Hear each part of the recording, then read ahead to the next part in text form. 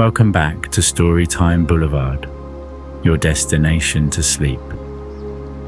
I am Andrew, and as always, I'm honored to guide you on tonight's journey to a land of rolling green hills, distant mountains, and the cozy glow of a hobbit's home. In the heart of the Shire, there lives a quiet, unassuming hobbit, one who never sought adventure, yet finds herself at the center of an unexpected discovery. Before we begin, take a moment to settle in. Close your eyes, breathe deeply, and exhale slowly. Repeat these words quietly to yourself. I'm safe. I'm at peace. Now, let our journey begin.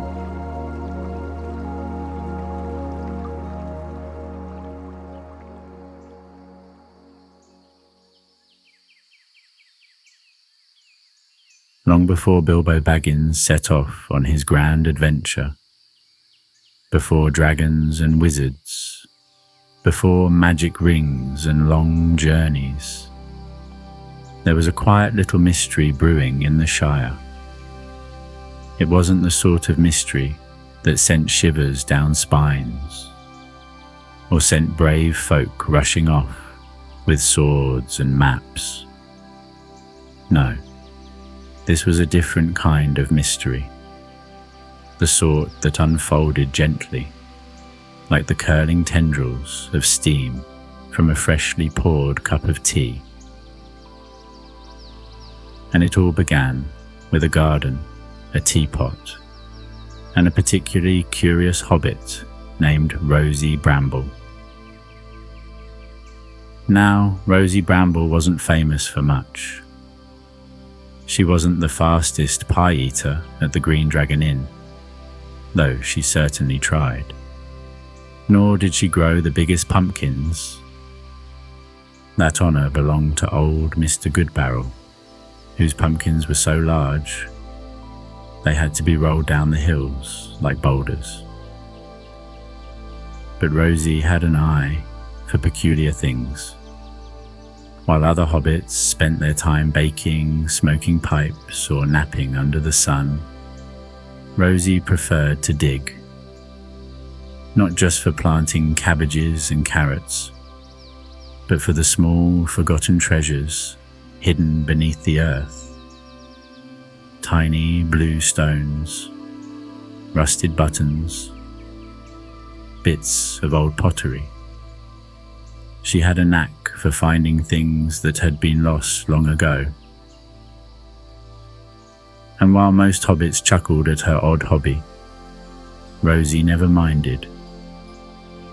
Every lost thing has a story, she would say, wiping the dirt from a newly discovered button. And stories are worth finding. One golden summer morning, with the scent of honeysuckle drifting through the air, and the bees humming lazily about their business, Rosie knelt beside her grandmother's wild rosebushes, her trusty trowel in hand. She had been meaning to transplant a few of the tangled roots, but as she dug, her trowel struck something solid with a dull clunk. Frowning, she brushed away the loose earth. At first, she thought it might be another old horseshoe. She had found 3 just the week before. But as she scraped away more dirt, her fingers traced something smooth and rounded, cool to the touch. She pulled it free and sat back on her heels, eyes wide.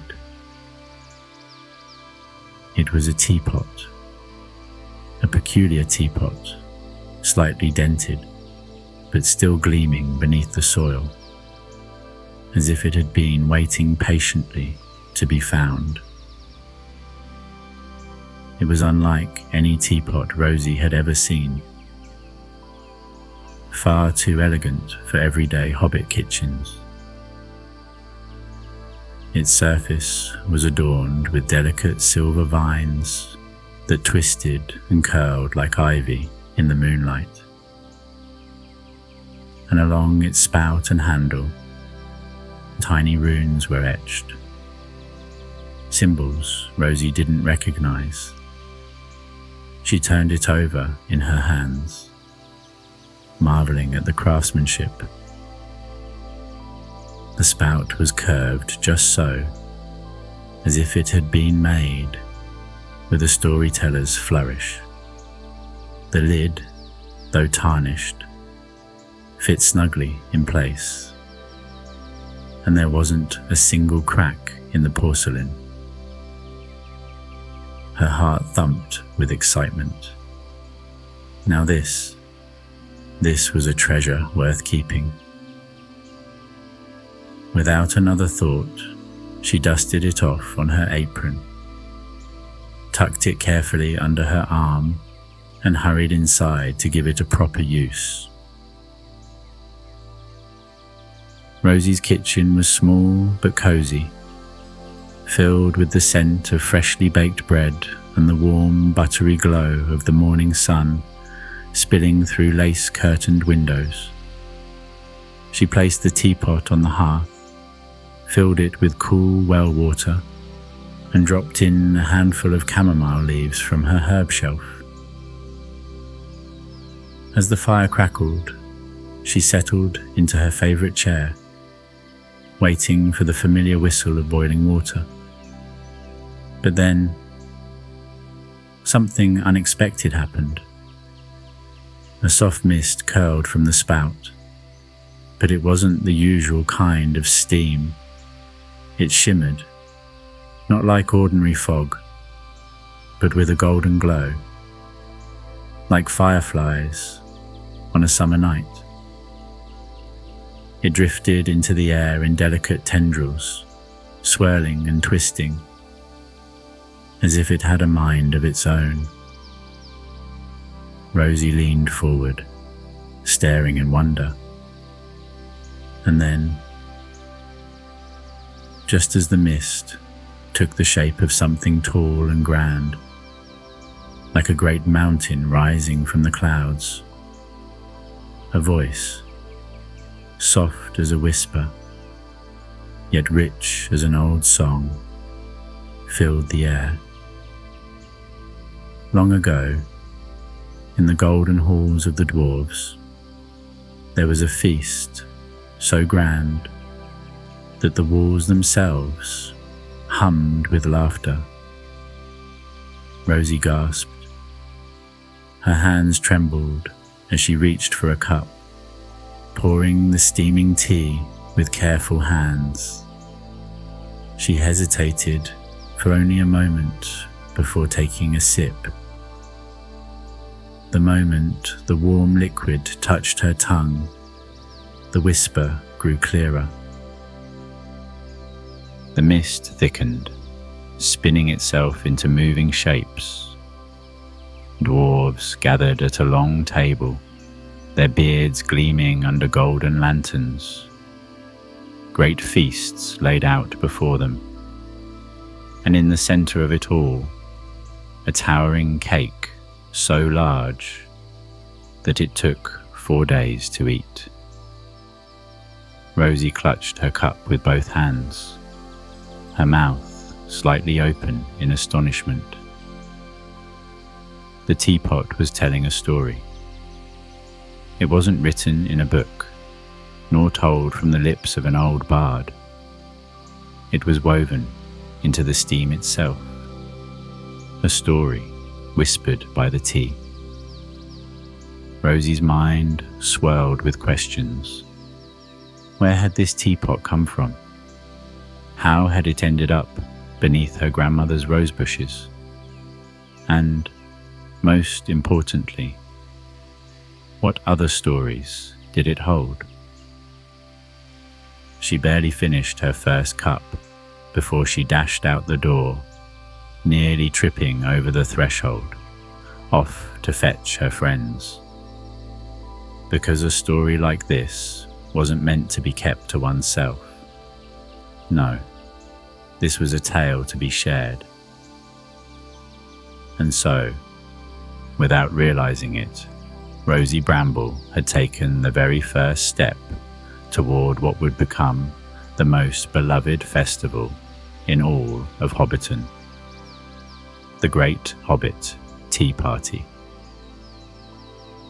Now, hobbits are no strangers to gatherings. They will find any excuse for a feast, a festival, or at the very least, a second breakfast with friends. But never before had they gathered for something quite like this. A tea party, where the very steam from the pot spun stories into the air. It didn't take long for Rosie Bramble's small kitchen to become too crowded. Her neighbours squeezed onto stools, sat on overturned barrels, and even perched on windowsills, all clutching their teacups and leaning in to hear the next tale. But soon there were more hobbits outside than inside, their noses pressed against the windows, peeking through the door, murmuring, "What's all this about a talking teapot?" By the third evening, the line to Rosie's house stretched all the way past the old mill. Some hobbits had even brought blankets and set up little picnic spots along the hill, determined to hear the tales hidden in the mist. "This won't do at all," Rosie muttered, standing on her tiptoes to look over the growing crowd. "We'll have to move the tea party somewhere bigger." And so, on the next clear evening, Rosie and her friends carried the teapot, tables, and an assortment of teacups into the Brandybuck Meadow, a wide, open field just beyond Hobbiton, where the sky stretched like a great blue quilt, and the fireflies danced in the hedgerows. Hobbits arrived in droves, carrying baskets of warm scones, sweet cream, and tiny jars of honey. The tables were lined with mismatched teacups, some old and cracked, some borrowed from grannies who hadn't had visitors in ages. The Bagginses brought the finest biscuits. The Took family provided a barrel of fresh milk, and the Bolgers contributed enough raspberry jam to last a season. As the sun set, the first pot of tea was poured, and the festival truly began. The moment the mist curled into the air, the chatter softened, and the gathered hobbits held their breath. The steam shimmered, forming the shape of a great tree, its branches stretching outward like silver threads. Long ago, in the deep woods of Lothlorien, an elf wove dreams into the leaves of an ancient tree. The hobbits gasped, their eyes wide, as the mist swirled and danced. Some reached out as if they could touch the story itself. Even old Farmer Maggot, who rarely left his fields, leaned forward, utterly enchanted. As the night wore on, the stories changed, with each pot brewed. The mist showed dwarves carving great halls beneath the mountains, a tiny hobbit outwitting a fox, and once a peculiar tale of a river that could sing. Children giggled, pointing at the shapes that twisted through the air. The elders nodded solemnly, as if remembering something long forgotten.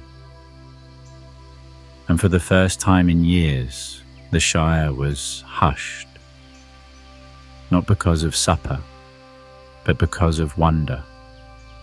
But a true Hobbit gathering would not be complete without music. And soon enough, fiddles and flutes were pulled from satchels, and the first Hobbit waltz of the evening began. Hobbits twirled beneath the lanterns, their feet tapping against the soft earth. Fireflies blinked above them like tiny golden stars, and the scent of cinnamon and honey filled the night air. Laughter rippled through the meadow as little ones danced atop barrels, their curls bouncing with each step.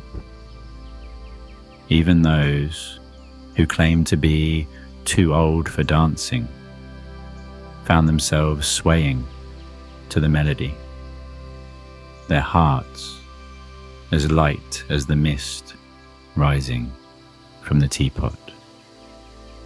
At some point in the evening, a rather unexpected guest arrived. A tall figure in a grey cloak strode into the meadow, his long beard catching the lantern light. A hush fell over the festival as the hobbits turned to stare. "Who's that then?" whispered young Tolman Banks, clutching his mother's sleeve. "I don't rightly know," she murmured back. Rosie, recognizing a wizard when she saw one, stepped forward and offered him a steaming cup. "Might you be wanting some tea, sir?" The wizard took the cup, peering into the mist with a knowing twinkle in his eye. "Ah," he said with a chuckle. "It's been quite some time since I've seen this old thing." Gasps spread through the crowd. "You know about the teapot?" Rosie asked, her voice barely above a whisper. "Oh, indeed," the wizard said, taking a long, thoughtful sip. "It once belonged to a very dear friend of mine. He always did say that the best stories should be shared over tea."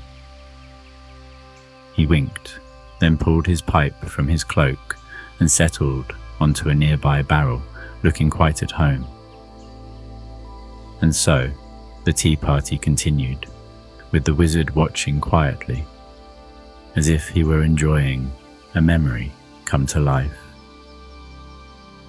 And so, the first great Hobbit tea party lasted long into the night, with stories swirling, lanterns glowing, and the warm hum of contentment settling over the Shire like a well-worn blanket. It was the beginning of a tradition that would last for generations, though no one knew then just how important it would become.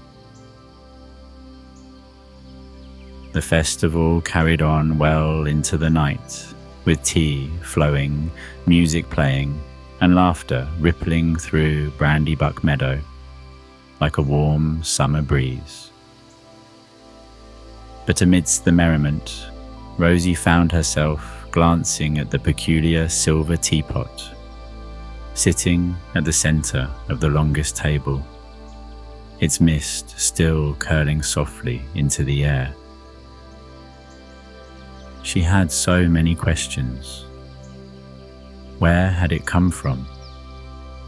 How had it ended up buried in her grandmother's rosebushes? And, perhaps most importantly, who had made it? As if the stars had heard her thoughts, a new arrival stepped into the firelight, a stout, broad-shouldered dwarf, his thick beard woven with tiny copper rings, his boots dusted from long travel.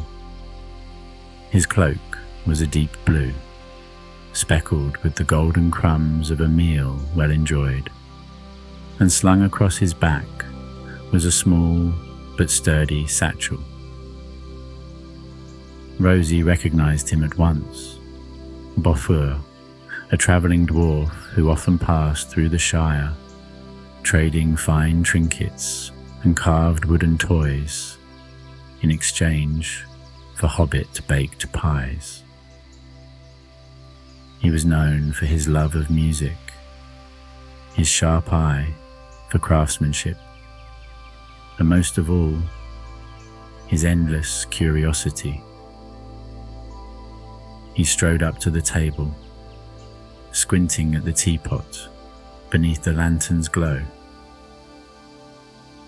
"Well now," he murmured, rubbing his chin.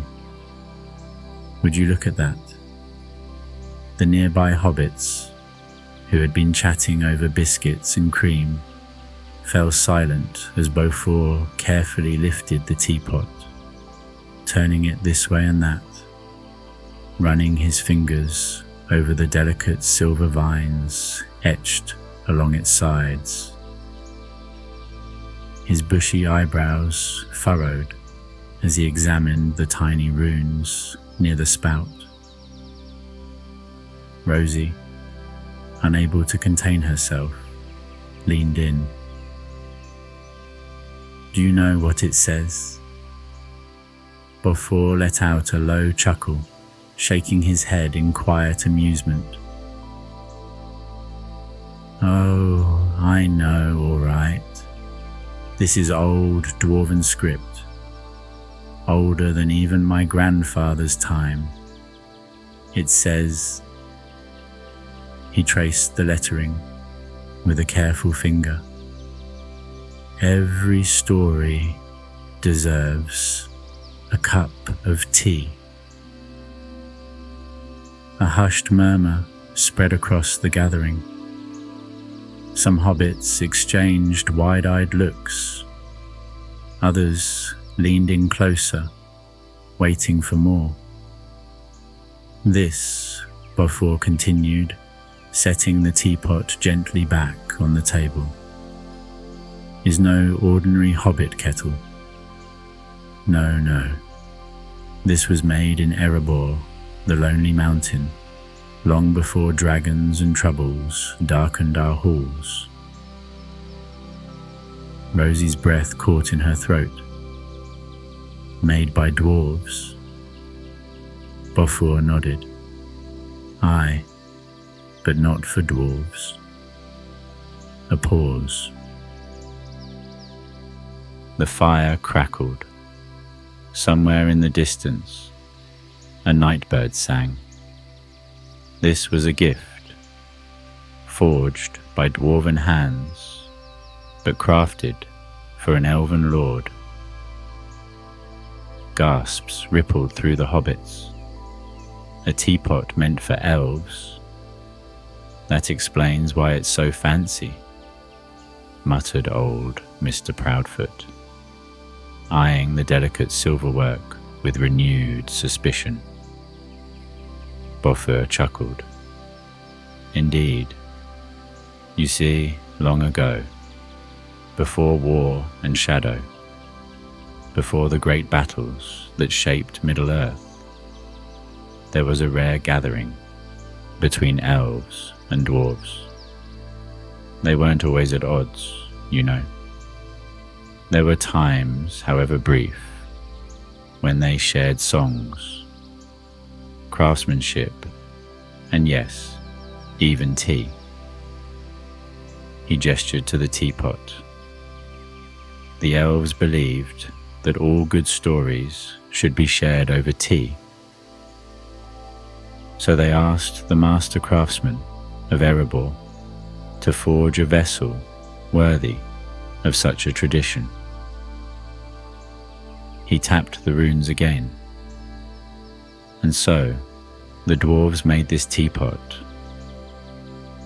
not just as a simple kettle, but as a keeper of tales. It was enchanted so that whenever it was used, it would share the memories of those who drank from it. The stories, the laughter, the wisdom of all who once sat together over a warm cup of tea. They were woven into the mist, preserved in its steam. A heavy silence followed. Every hobbit in the meadow seemed to see the teapot differently now. Not just as a charming oddity, but as a piece of history. Rosie felt a warmth spread in her chest. The teapot wasn't just telling stories, it was carrying voices from long ago, whispers of a time when elves and dwarves set aside their quarrels and simply shared a drink. But Rosie hesitated. If it was made for an elven lord, then how did it end up buried in my grandmother's rosebushes? Beaufort let out a deep, thoughtful hum. Now that, my dear hobbit, is the real mystery. The hobbits leaned in. Rosie's fingers tightened around her teacup. It is said that the teapot was lost many, many years ago, vanishing from the halls of the elves without a trace. Some believe it was stolen. Others say it was misplaced during a long journey, perhaps forgotten at an inn by a particularly absent-minded traveller. He gave a pointed look at the grey-cloaked wizard, who smirked into his teacup but said nothing. Wherever it has been, it seems it found its way here, to the Shire, and into the hands of a hobbit with a keen nose for lost things. Rosie felt her cheeks grow warm. I suppose it was waiting to be found. Beaufort nodded. Aye. And more importantly, it was waiting to be used. He poured himself a fresh cup of tea and took a slow sip, eyes twinkling as the mist curled around him.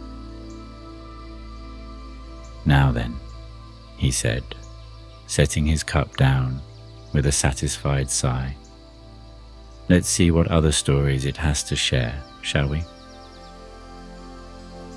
And with that, the great Hobbit tea party carried on. Though now, every sip of tea felt a little more special, a little more magical. Because now, the hobbits understood that they weren't just drinking tea, they were drinking history. Beaufort's voice rumbled like a distant drumbeat as he traced the ancient dwarven runes along the teapot's handle. Every story deserves a cup of tea. The words lingered in the air like the scent of cinnamon and clover, warm and familiar, yet carrying the weight of something old, something almost forgotten. Rosie let the phrase settle in her heart, like a well-steeped brew swirling in a porcelain cup. She glanced around at the gathered hobbits, their faces illuminated by the soft glow of lanterns strung between the trees. There was something comforting about the sight of them. Elbows propped on tables, hands curled around steaming mugs, eyes wide with wonder. They had come for the magic of the mist, yes, but they had stayed for the stories. And now they knew what the dwarves had known long ago. Stories and tea were meant to go together. Beaufort chuckled, still admiring the craftsmanship of the teapot, running his calloused fingers over the delicate silver vines. Aye, it's a fine saying, isn't it? The elves believed that a good story should never be rushed, never told on an empty stomach, and certainly never spoken with a dry throat. A ripple of amused laughter moved through the crowd. Rosie grinned. Sounds like something a hobbit would say. Aye, Beaufort agreed, lifting his own teacup with a wink. That's why you lot are so good at it. The wizard, still seated on a barrel near the fire, exhaled a plume of pipe smoke, watching it curl and twist in the air. His voice was low, thoughtful. There is a certain kind of magic, he mused, in the simple act of sharing a story. It binds friends closer, makes strangers feel welcome, and turns the ordinary into something worth remembering. The hobbits nodded in quiet agreement. After all, wasn't that what had happened tonight? They had come one by one, at first curious about the teapot and its shimmering mist. But as the evening wore on, the magic of the steam had slowly become secondary to the magic of being together. The tea had started the stories, but it was the hobbits who had kept them going. Rosie thought about the first time she'd heard the teapot's whispers, alone in her kitchen, with the soft candlelight flickering against the stone walls. It had felt like a secret then, something rare and delicate, meant only for her. But sitting here, surrounded by friends both old and new, she realized the true purpose of the teapot's magic. It wasn't just about telling stories. It was about sharing them. That's why the teapot had found its way to the Shire. That's why it had waited beneath her grandmother's rosebushes for just the right hobbit to unearth it. Because a story locked away is like a cup of tea left to grow cold. It is meant to be poured, shared, and savoured while it is still warm. She curled her hands around her mug, feeling the warmth seep into her fingers. She smiled. Every story deserves a cup of tea, she repeated softly. And for the first time, she understood exactly what that meant. She wasn't just drinking tea tonight. She was drinking a memory. And somewhere in the mist, in the space between what was once and what still lingers, the teapot seemed to hum in quiet agreement. As the festival carried on, laughter and music wove through the air like threads in a well-loved tapestry. The fireflies blinked like tiny golden stars, and the scent of raspberry jam and fresh-baked scones lingered over the meadow. It was a night of warmth, of wonder, of stories told and retold beneath the silver light of the moon. But as Rosie poured a fresh round of tea, she noticed something small yet strange. The mist from the teapot was thinner than before. At first, she thought it was just a trick of the lantern light. But as the evening went on, the change became unmistakable. The shapes in the steam, once bold and clear, now drifted like whispers, fainter than a dream upon waking. The stories, once spoken with crisp detail, were growing softer, as though the voices in the mist were slowly fading into the past. By the time the final pot was brewed, the mist had all but disappeared. Rosie's heart clenched. The teapot, the one thing that had brought them all together tonight, was losing its magic. She ran a gentle hand along its surface, as if she could coax the stories back, as if the silver vines might bloom once more. But the teapot only sat there, warm but silent, its magic spent. A hush had settled over the festival as the other hobbits took notice.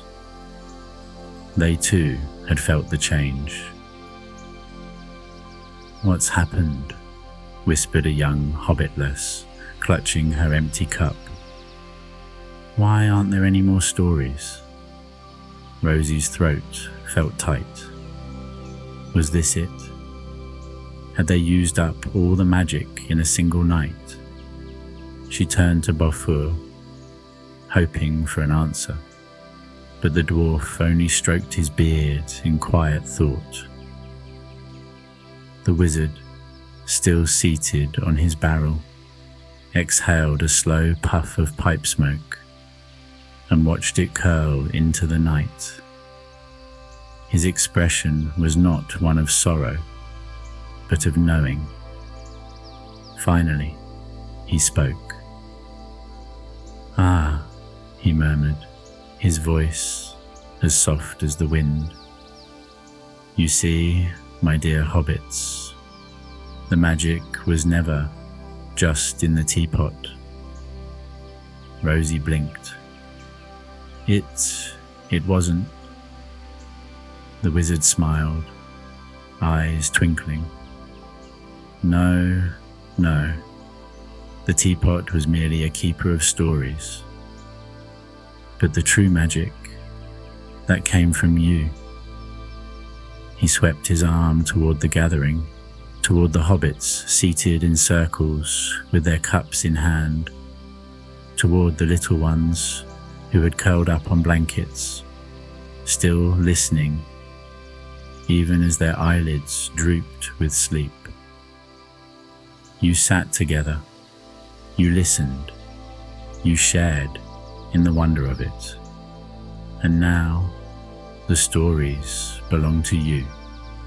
The teapot may have given them a voice, but it is the telling that keeps them alive. A hush fell over the meadow, not sad, but thoughtful. Slowly, Rosie let the wizard's words sink in. He was right. The teapot had been the spark, but the fire had been lit in them. The stories weren't lost. They weren't fading. They were being passed on. She looked around at the festival, at the hobbits swapping tales, still caught up in the magic of the evening, even though the mist had faded. Some were already retelling the stories they had heard, adding their own little embellishments here and there. And just like that, Rosie understood. The magic hadn't disappeared. It had simply changed hands. Rosie took a slow sip of her tea and set her cup down with a decisive little nod. Well then, she said, standing up and brushing the crumbs from her lap. I suppose that means we'll have to keep the tradition going, won't we? The hobbits turned to her, curious. We may not have a teapot full of magic mist anymore, she continued. But that doesn't mean the stories should stop. If the teapot was made for telling stories over tea, then that's exactly what we'll do. A murmur of excitement swept through the crowd. You mean keep having tea parties like this? Someone asked. Why not? Rosie grinned. Every year, no, every 100 years, so that the stories last. The tales may change, but the sharing of them will not. We will gather, drink tea, and tell stories just as we did tonight, so that no good tale is ever lost. A ripple of approval swept through the hobbits, followed by a great cheer, the kind that shakes the leaves from the trees and makes the stars twinkle just a little brighter. And so the great Hobbit tea party was born. From that day forward, once every 100 years, the hobbits of the Shire gathered beneath the lanterns to share in the magic of tea and stories. There was no enchanted mist anymore, but no one seemed to mind. The real magic had already done its work, because as long as there were voices to tell them, the stories would never fade. Many, many years passed, and the teapot was placed in a place of honor, upon a wooden shelf in Rosie's home, where it remained silent but never forgotten. As time went on, it became something of a legend among hobbits, spoken of in quiet, reverent tones by those who knew its tale. Some said that if you poured tea into it on a moonlit night, you might still see the faintest curl of silver mist. Others claimed that when the wind swept over Brandybuck Meadow, it carried with it the echoes of long ago laughter, the murmur of old stories still lingering in the air. And some say, if you ever find yourself in the Shire on a quiet evening, and you catch the scent of fresh tea drifting through the hills, listen closely, for if you do, you just might hear the echoes of a story still waiting to be told. The end. And so our story ends. But the warmth of this moment stays with you. The soft glow of lanterns, the laughter of kind souls, the quiet comfort of stories shared over tea. Let them linger in your heart as you drift deeper into rest.